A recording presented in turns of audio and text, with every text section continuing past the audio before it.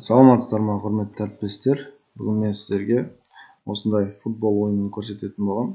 Жалпы бұл ойын интеллектуалды ойын, PowerPoint бағдарламасында жасалған. Қазір ашып көрсетемін. Мына жерде показ слайдов сначала деп ашамыз.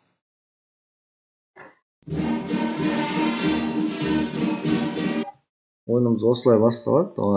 Басталғаннан кейін мына жерде сұрағын жазасыздар. Дұрыс жауап, қате жауап, қате жауап деген. Яғни тест түрінде, мысалы, қате вариантына жазатын дұрыс қате осылай, дұрыс жазатын болсақ, дұрыстап болып шығады. Келесіні көрсетейін. Үшінші сұрақта мысалы.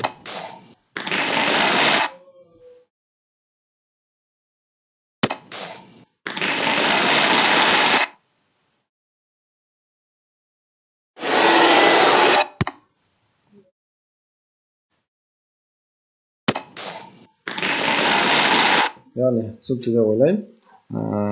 Қалай қолданады, қазір соны көрсетіп өтейін. Мына жерде сұрақ жазыңыз деген жер бар. Өшіріп осы жерге кез келген пән бойынша сұрағыңызды, болмаса логикалық сұрақтарды жазсаңыздар болады.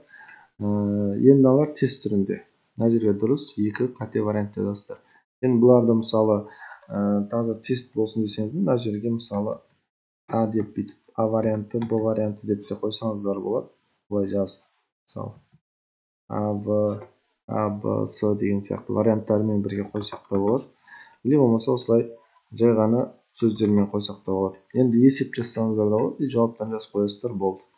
Сұрақтарын қалай көбейтемін? Сұрақтарын көбейту үшін мына слайдтарды бүйтіп дублировать слайд жасайсыздар.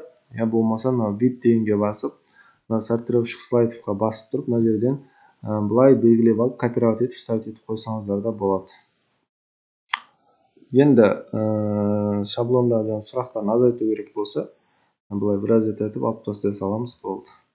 Өте жеңіл шаблон, қысқа, бірақ сабақта осылай қолданып, ішіне кіргізіп, қолданып жерге жақсы слайд. Осы керек болса, маған жазыңыздар, комментарий арқылы өтіп, сол жерде толығырақ айтатын боламын.